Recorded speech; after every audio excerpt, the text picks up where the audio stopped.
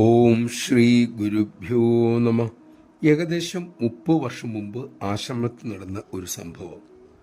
അമ്മയുടെ തിരുനാൾ അടുത്തു വരുന്നു. ഗൃഹസ്ഥമക്കളും ബ്രഹ്മചാരി മക്കളും അതെങ്ങനെ ഗംഭീരമാക്കണം, ആനന്ദപ്രദമാക്കണം എന്നൊക്കെ ചിന്തയായി, ചർച്ചയായി. അതിനുശേഷം കുറച്ച് ബ്രഹ്മചാരികൾ വലിയ ആഘോഷങ്ങളുടെ പദ്ധതികളൊക്കെ തയ്യാറാക്കി കടലാസ് എഴുതിയും വരച്ചും അമ്മയുടെ സന്നിധിയിലെത്തി.